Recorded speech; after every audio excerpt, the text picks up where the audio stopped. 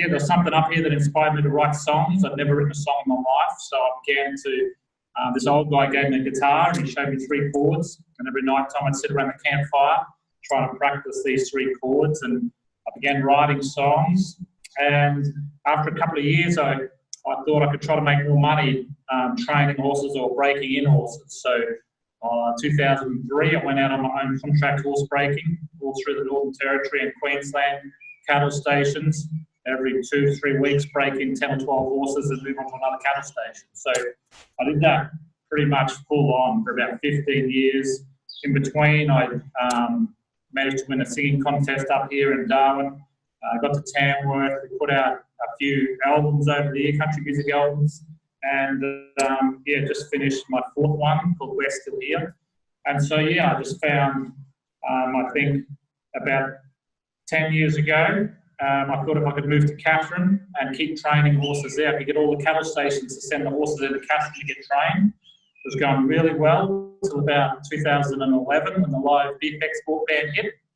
So then all the cattle stations sort of shut down wanting horses. So I diversified into tourism, and I thought if I could start a show where we could show people how we train horses in a nice, safe, kind manner, and also working dogs and sing a few songs. Yeah, so I started out doing that. One person would come or 2 people, often no one. All my mates just paid me out and said I was a mung man, but I probably am. But we've just built it up. I think this is the 7th year. And so last year, for instance, we had about 10 or 12 shows a week. School camps, again, train, AAT Kings buses are coming through.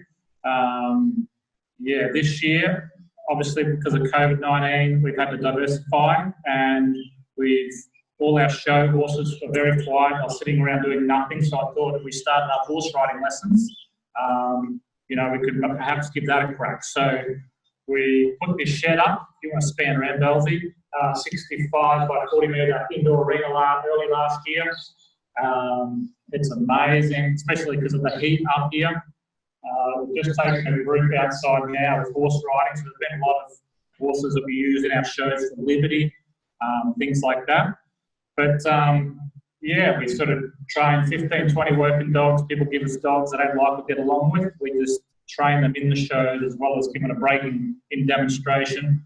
And yeah, I was gonna say, now that you're standing so close, do we need the mic on, do you think, guys? Or is it feedbacking, or is it fine with the mic on? I don't know if you can tell. The feedback appears to be fine. Cool. So you're happy with the mic on? Yeah, that's fine. Beauty. Keep going, Tommy. Rightio. So, and I'm like today, I'm, you know, if you guys got any questions at all, but basically, I'll sort of just be guided by you guys. So basically, this is a horse that has only really just come in and from a stock camp, and we're just sort of training on it really to get it safe. I think a lot of the horses we get now, we've got to be able to use them in the show. I love going camp drafting when we can, but then it's flat out for tourism and things. But they've got to be able to camp draft. They've got to be able to lie down and be in, and work at liberty, like off the halter and following us around with commands and things like that. You know, and also then ridden by guests for horse rides. So they've got to be multi-purpose horses. I suppose the biggest thing that I'm pretty big on is safety. Okay, even working young horses, we still break in. There's probably about 100 horses a year, I suppose, at the moment we're breaking in or starting on the saddle. And so the biggest thing I found is the neck flexion. Okay, so whether you're getting on a horse for the first time, or if you're it's a young horse and you know you're always in a bit of a rush doing things, I try to bend its head around. Okay, when I'm getting on the horse, getting off the horse, when I'm doing the saddle up, okay, I'm in this position, but I've always got his head towards me. So if something happens, I can pull his head this way, and the hind end goes away from me. So that's a really big thing. Also, training-wise, I love moving the front end, because whatever we do on the ground, we're going to be doing on their back. So I try to teach them to move their front end. They want to move their front foot front of their other front foot, called the front leg crossover. I call it. So I put one hand up here on the cheek, and one hand down here on the shoulder. Okay, and so because eventually where my hand is here is going to be here the stirrup. I'm going to put my right or my left foot on there. Okay, to try to use the same momentum. These are just quiet manoeuvres that you can do. You know, obviously feedlots do get pretty slippery and things like that, so you can't really be running around as you pen ride, but they're just simple exercises that I do on the ground before I get on.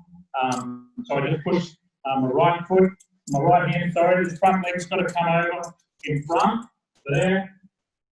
This horse by no means is trained. We're just trained as we go here, okay? So we've got to go, usually one side is better than the other. So then my right hand goes back up on the cheek here, left hand goes down on this side, okay? So I want them to swap around, and really, one leg really doesn't move, it's this front end that's crossing over, okay? And then the same with the hind end. And you can use, I've got a little stick here. I love riding horses with, you know, I do have spurs, but I love riding young horses with sticks, okay, or a whip. It's just something that gives a little bit more energy.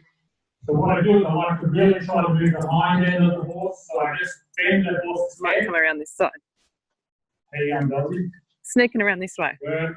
So I bend the horse's head and I want to tap up here and get the back foot to come on the inside. Get coming on the inside of the other one. 3 or 4 steps and I run it over. Okay? And so what we're doing is we're moving the front end and we're also moving the back end. Okay? Because eventually, if you keep coming around Melody, then if I'm on the horse's back and I want to move the hind end, I usually put my foot on my spur back here to move the back end. Okay, so I just touch it here, and if it doesn't move, I just get a little bit harder, but as soon as I took that step, I just release the pressure and run the horse down. And running the horse down is like it's never really happened. Okay, I never really get worried about the sticks or anything like that. And then that leads into the side pass. Okay, so I always used to try to train horses on their back, never worry about the groundwork. I just sort of overrated. But what I found, if I could move, I'm still trying, I'm not sure if it'll even work, but if I put pressure on the back end, okay, move that foot, good, and then I want to see if I can move it in here, get the side pass. So I want it to go sideways, on, off, okay? And probably even helps even if it's a lot easier to get out against the fence. And I've done this on young horses, okay? I've trained them in here, so we can touch in here to get that front foot across in front of the other one. Keep adding. Good. Good.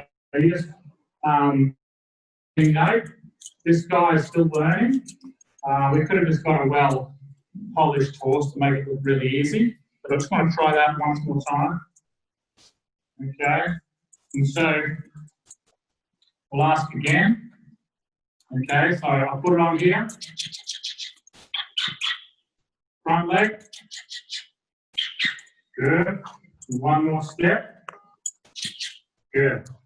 Okay, and I've only asked small little steps. Always write them down after you ask them to do an exercise. And it's amazing also, I've found, mentally, you know, it's just an amazing thing to teach all these exercises of groundwork to move their feet, okay? They're a prey animal, and so they naturally want to run away and use their feet for retaliation. So if we can dominate them by moving their feet around, you can press them up against the gate as well. So it's pretty good. And we analysed, I'll just show also, the whole time we're doing it, I'm sort of analysing the angle of their ears, okay, because all these horses have got different personalities, they're worried about different things. And so what I've found so far, I'm still learning all the time, but what I've found, this ear here goes out at 45, it's usually just a bit wary, you know, about something might be your right boot in the stirrup. It's on an angle like that. If it folds over, that corner folds over, it's a fair chance it's going to kick within 3 seconds, okay? Kick with this outside back leg, and usually it could easily spin to the left within 3 seconds. If both ears are forward, it's pretty awesome. It's looking at something down the road. It's not worried about anything on their back. If both ears are back, they're pretty angry. They can try to bite you, strike with the front feet, kick with 2 feet out the back. Okay, if both ears are upwards and outwards like this, usually they're going to buck within 2 or 3 seconds. Okay, if the head comes up and the ears go back and up, they're really worried and they can take off within 2 to 3 seconds. Okay, so you've got to try to pull them in a circle. A lot of people, I was taught just to pull 2 reins and shut them down, but they can still break through that under extreme pressure. So I found it's a really good thing to get this neck flexion going, move the hind end out of gear, and it just slows them right down. Yeah, and if both ears go to the side and up like this, they've, they're about to buck. You've done that one? Have I done that one? Ears this one out. here, sorry.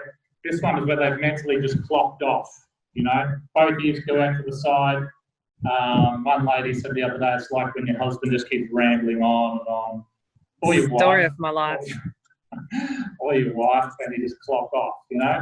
So I do analyse their eyes. If they get a white ring around their eyeball as you're training the horse, usually they freak out a little. They're a little bit worried. If they get a redness through the lower part of the eyeball, it tells me how angry they are.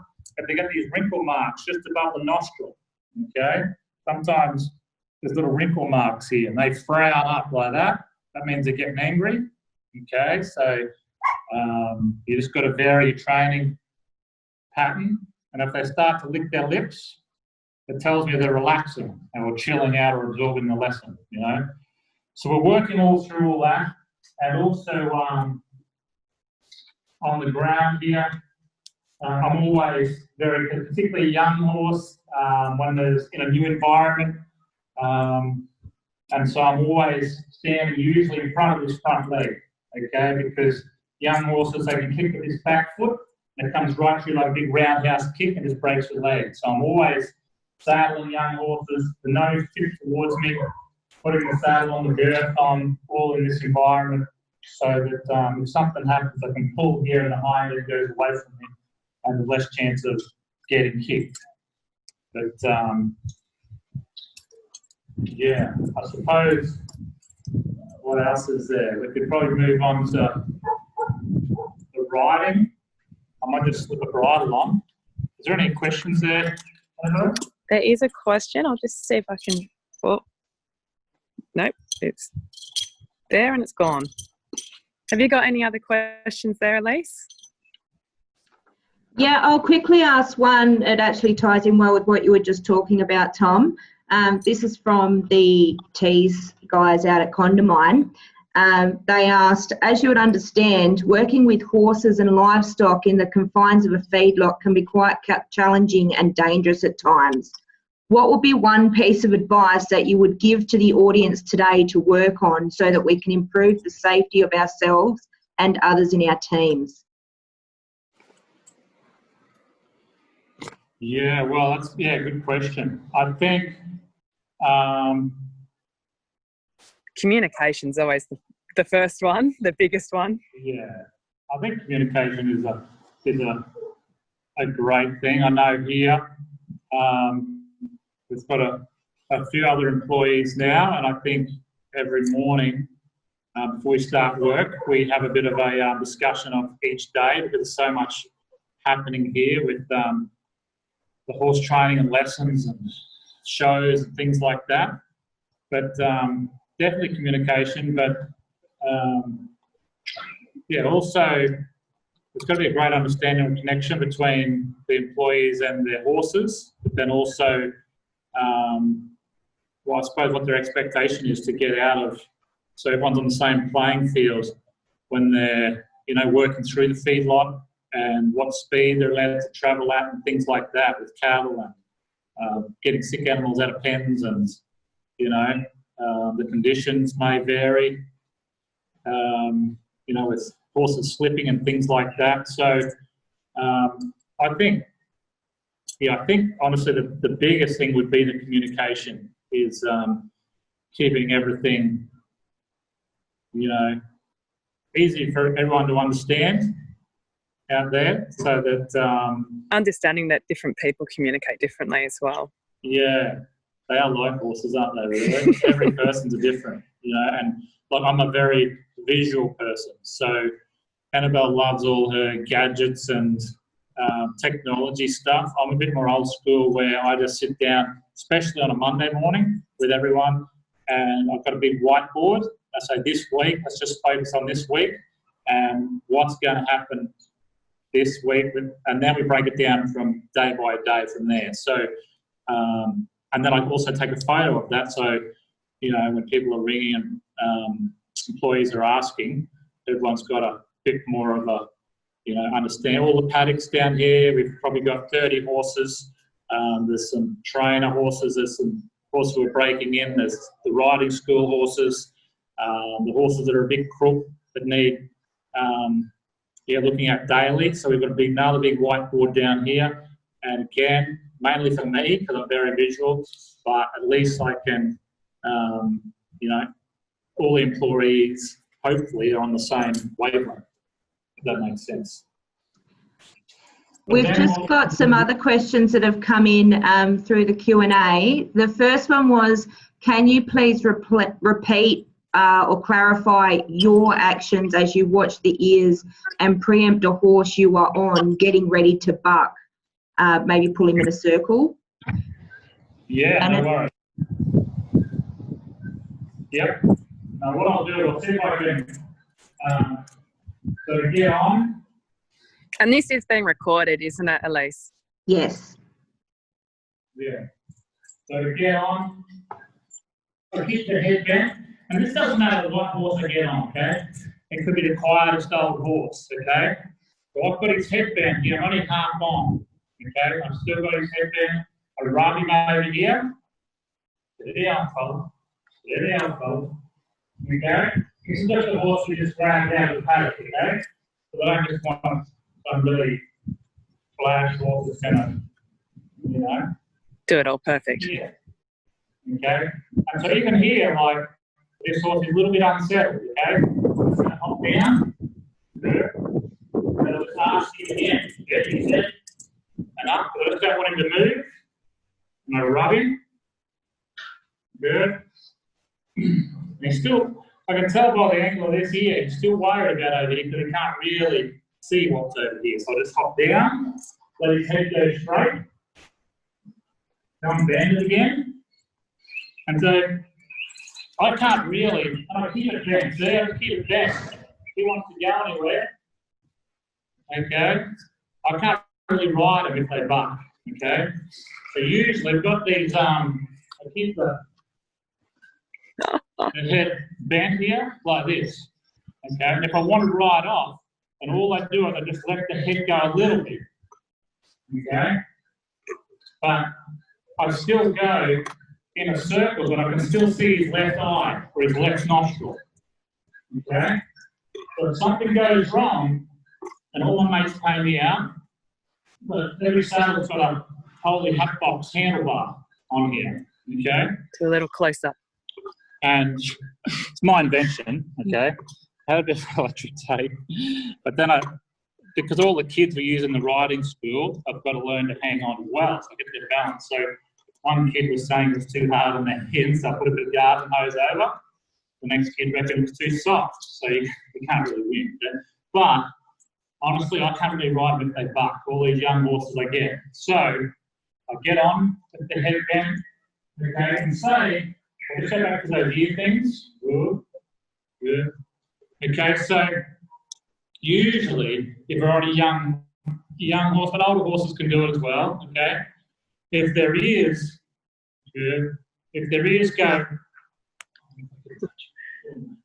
good, good, good, good. If they go up and out like that, okay, that's the warning, if that made sense, okay?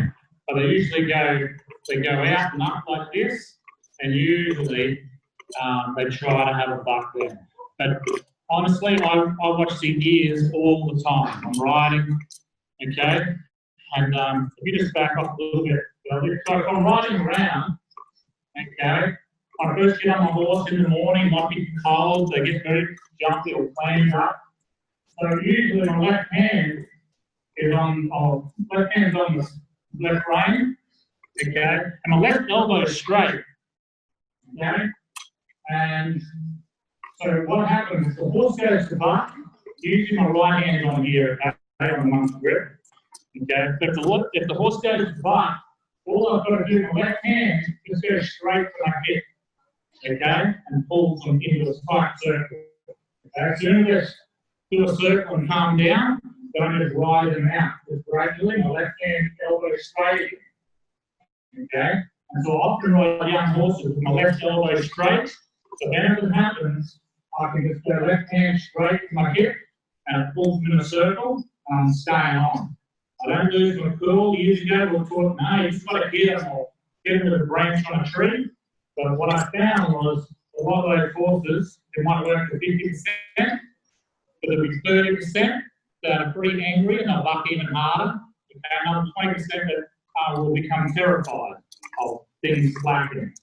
So I want to try to desensitize a horse to a rain cage or a tarp or even slacking my leg. Okay, I'll bring my left, the rein to the right, slack the right leg. Give it 3 taps, and then I just rub him. So he associates the rub with the sound. Okay? So I'm rubbing here. Very good. When we go back to the left, good. I can swap now. And so that way, you're not just letting his head go and go, I wonder if he's going to buck or not, he'll slap here, but his head straight into the solution. Okay? Been smashed hundreds of times. And so, particularly young horses, to get them going, you can get them going a sort of trot. Okay, so my left elbow is straight. And that's the biggest safety tip I've learned from just getting bucked off. Okay, they go to buck, bang, straight to my left hip. Okay, and then we do a circle and let them go again. And that way they're not swinging because it's really hard on the horse when they get pulled into a tight circle. Okay, good. Let him go around again, and then off he goes. Good. Does that make sense? I hope. Good. But, did you want to repeat some of those on-ground exercises now that you've shown how you do it on the ground to how you do it on a horse? Yeah. So we can do the front leg crossover. Okay. Is I tip the nose to the right. The left hand rein comes onto the neck, and my left foot comes onto where the girth. So we just watch the front leg on, off, on, off, on, off, on, off. Very good. Okay. So usually I only take 2 or 3 steps. This guy's still learning. Okay. The trick to that one is also doing it slow and perfecting it, isn't it? Rather than trying to do it super fast. So outside leg comes on every time the front foot is on the ground, the foot comes on. So it comes on, off, on, off, on, and just it gets released every time. And this sort of slow theory carries through to camp drafting as well, because a slow, perfect turn is a lot quicker than a fast, rushed, messy turn. So the theory carries through in doing everything nice and slow. Yeah, definitely. So everything is, I used to be rushy and everything in the training and try to make the skins really fast. What I found is really slow. All these slow turns, the horse understands he's not getting worried. But when you put a cow in front of him, then you just lightens up, the cow will come out and the turn gets a lot quicker and you stay focused on the cow rather than worrying about where his feet are. What we're on about.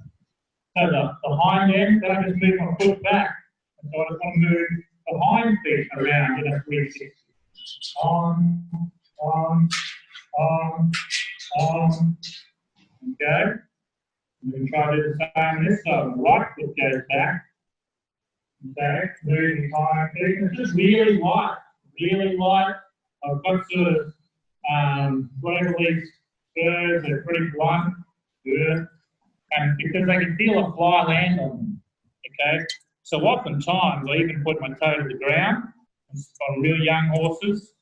Okay. And then I just use the side of the spur on there. So that way you're not jabbing the horse, you just hold it. So when he moves on, you can feel it. On. Okay, so then you can go to the fence and we just try that side pass. Okay, so I open up my hands and we just ask on to see if we can do the horse side on. Well, then we might even be able to push the hind end around to get the gate. Okay, so I love getting the gate. I don't want the horse to wait while you're waiting for something to teach the horse patience. You get from here, you rub that inside shoulder, where you've got to reach down to get the chain. A lot of gates are being dumped a few times, leaning down here and they get a fright and they dump you right down there. So I might just side pass back this way, if I can. I haven't really done it with this horse before, but just on. And he's going pretty good, so my right leg goes back and swings around. And when he gets here, I just rub the heck out of him again. You know, reach down, rub him here. Okay?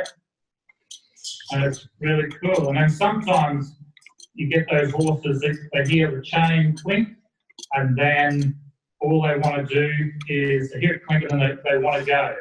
Okay, so what I do is it clinks shut, and then I just back them up and I turn them into the fence. Okay, and then I ride off. And that way, you just sort of tricking the horse whichever way you want to go, otherwise they sort of leave your heart there trying to do the chain up. They're very impatient.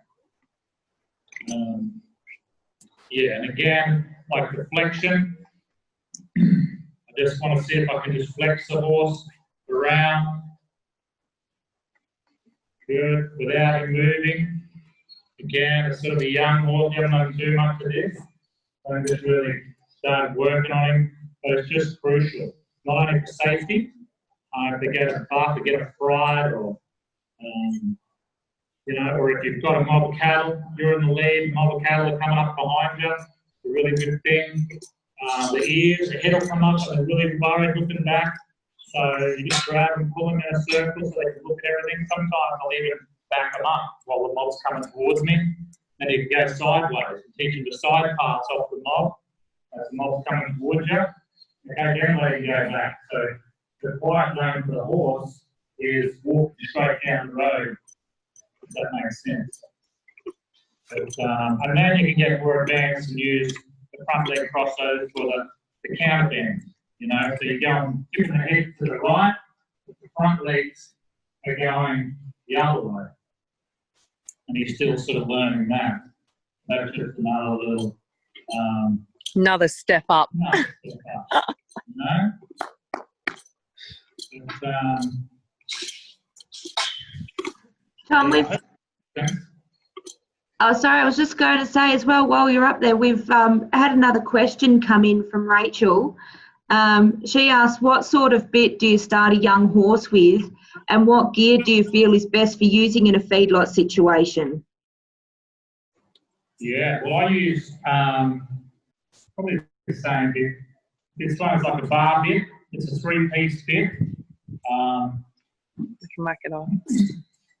And I like the thicker the better, to be honest. I've always used these bar bits. Okay, like this. It's a 3-piece. I just find softer on them, on all different horses. I start a lot of young horses. The thicker ones, I used to go thin a bit, but I just found the thicker ones, you can still train a horse in a thicker bit. Just seems a lot softer on the horse, and they don't have as much problems throwing their head. You can still use the same amount of pressure, but you sort of give. At the same time, I just find that the bars, especially under pressure. I've had just a normal ring snaffle without the bar, and I've had horses get frights and things outside on me, and the rings pulled through their mouth, and I've just lost a bit of control. I've been on a few bolting horses over the years, and it's not pretty. So I think, yeah, everything's pretty much safety's paramount, you know. So this is sort of a better bridle. Normally, just because I'm riding, you know, up to 15 horses a day here, a lot of my work bridle is either a webbing one or a plastic one. Sometimes I've got rope reins, but even then, I do love the leather, because even using the rope reins, bumping heads down and things, my hands get a little bit cut up. Softy. I'm a bit of a softy, yeah. But yeah, I suppose we do use a PPM saddle down there. I think he makes them, Tim, down there at Ipswich, I think it is. That's the campdraft saddle. I just take off the old monkey grip when I go to a campdraft sometimes. Okay. Secrets out. We've got all the crew over here unsaddling horses that have been out for a ride. A lot of these horses have been in our show and things like that. Yeah, and then I do have a lone oak saddle that is usually for my breaking in. So lone oak, I think he was down at Tamworth, and it's got a second girth on. And all my young horses I use a second girth on, because even doing a show, first 30 minutes we use work a young horse, and I've been backed off heaps of times in front of the crowd, and it's only a lot of the time was at my own error, okay, but also the saddle has slipped up the neck. On some horses have very narrow withers, and so the saddle does lift up at the back, but with a second girth or a back girth that just holds the saddle down, and yeah, it keeps the saddle on. Thank goodness. Yeah. I'll put one last call out if anyone, we're running a little bit over, but we're getting a lot of great feedback. So if you've got any further questions, type them out now. I do have another one that came in beforehand, just in terms of what's the top 3 things that someone should know about what the judges are looking for at camp drafting. Top 3 things. I think the first thing is just maybe presentation. Okay, the presentation, you write in there. It's a psychology thing. Yeah, just your horse looking nice, your gear looking nice. Dress well. Yeah, just dressing confidently. If you feel good, if you think, man, I look good, then instantly you will perform better. Is a mental thing. A lot of camp drafting is a mental game, which we've learnt over the years. So that's probably the biggest thing. That's a starting point. Top 3 things. Control. The second thing is probably when you're riding into the camp and you just got to ride through the cattle. If you're allowed to. If you're allowed to, but even selecting your beast when it's your turn, riding in there just quietly. I think what I've learned, I'm still learning, but I've learned that you can sort of put pressure on a beast, you know, depending on how quiet they are, but you can still put them on pressure on their personal bubble 10 metres away, just by the angle of your horse and the other cattle around it to even. So I try to just riding quietly, put pressure on and move those outside cattle until that one sticks its head out, just ride in steadily and try to keep your nerves down. And then I suppose it's outside, it's the horsemanship, how close you are and how soft your horse runs. You know, I think there's a lot of points there that when you're chasing a cow that you could easily fix. If your horse is throwing its head, swishing its tail, travelling outside, it could be all smoothed or ironed out before you get to the draft. So here, we've got a fair few buffalo we chase around.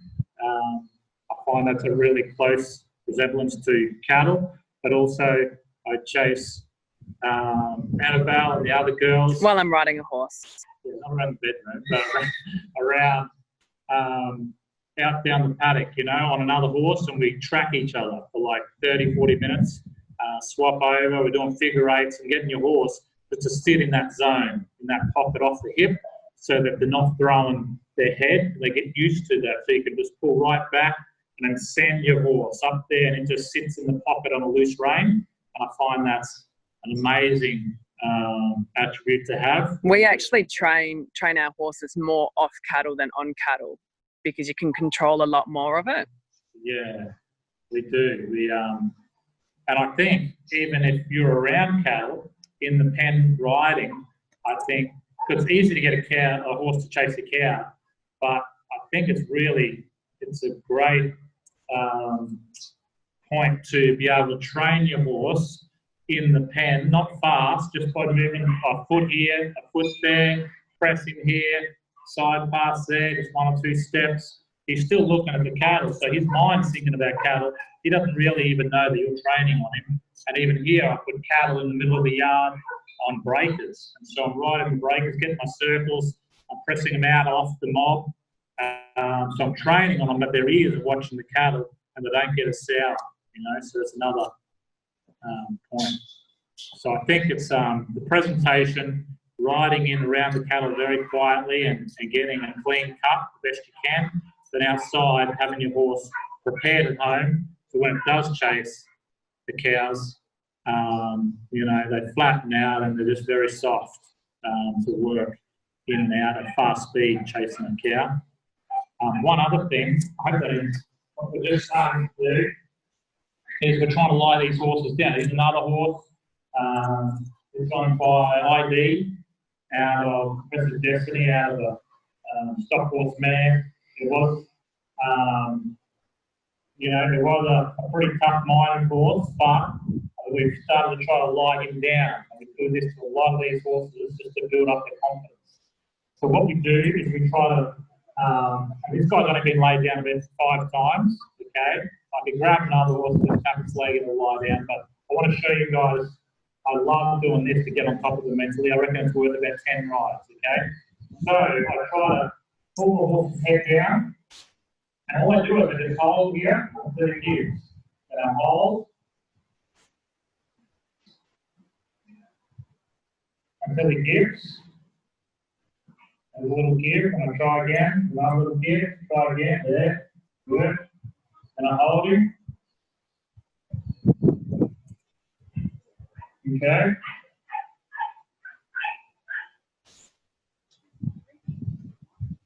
Good. Another little give. Good. I'm just asking him to lower his head, which is another factor. That's all about trust and building up trust. Okay. And so, good. And then I start to tap. As you come down, I start to tap under here because down the paddock is how they lie down. They put their head down and they bring their back feet up. Very good. Very good. Very good. Cool. You might get straight back up. That was good. Okay. So he's going pretty good. Let's want to try again. Okay. So we got straight up. And then tap behind the knees here to get him to lie down. Okay. I just want him to relax. Steady. Good. Okay, so he's still worried, this guy, okay? His ears still twitching. Steady. Good. Very good. And I'll just do it one last time. Okay, so head down. Tap under there the belly. Good. Good. Very good. You just got to move his hind end. Good. Good. Good. Okay, so he's still getting there, but you can see he's still nervous. Okay, but he's still laid down 3 times. I'll give him that. Okay. But what we've got to try to do is get him to lie down and then lie on his side we come in and rub all over him and build up. He's looking up at us, okay, because he's a flight animal, and that's another massive thing. We can teach him to lie down, and eventually we've got a few others here that we can just do a verbal command. I just want to see how trainable they work. So another little handy tip if you can try to lie your horse down to build up confidence and for safety. We've got one last question. I'm conscious that we're doing well, but everyone's having a great time. So one last question. Hi, my name is Bandy. What is a good method to use when you are on a young horse moving cattle when your horse is a bit hot or stirred up? Yeah, well, it just depends, I suppose, where you are. But if you're in the lead, if you've got, it depends what your horse, or how old your horse is. But if you're in the lead, I like to have a bit older horse in the lead, just because it does put a fair bit of pressure on a young horse. So I try to kick the young horse out on the wing, okay? But I just try to give it exercises. So you've got to be able to move their feet. So if you're on, say you're on the wing of the mob and he's getting a bit worked up, then I just try the side pass, okay? And then we'll side pass back in and then just give him the loose rein. And then if it's still jig-jogging or I just turn him in a circle and move the hind feet and then put him back there on a loose rein. Give him something else to think about. Yeah. You've got to have something. If you can just keep moving their feet, because when you move their feet, you're dominating them mentally, but you're also giving them something harder to do, and then soon they work out that if they're on a loose rein, everything's content. You still have to be ready to, catch them if they do get a fright from a beast coming out of the mob or something. But I just find if you can ride along and press them off the shoulders, you can press the hind end around the circle, you can side pass them, you can back them up. There's so many you can counterbend them. There's so many little techniques you can do, even just at the walk. Okay, get a little right at the walk and then give them another chance there, and just make it hard when they're doing something undesirable, and when they're doing everything right, just let them go and chill. If that's cool. All righty. Well, we'll probably leave that one there. We've had quite a few questions come in that I might have to send you afterwards to do a Q&A or something afterwards. But thank you very much, Tom. Annabelle, do you want to, I don't think we saw your face at the start. Do you want to say hi to everyone on the call? Yeah, I'll do it. I can take the camera, honey. This is where the technical stuff there you go. Here I am. There she is. Guys. Well, thank you both of you for joining us and for being involved today. We really appreciate you joining us and giving such a fantastic talk, and very interactive too.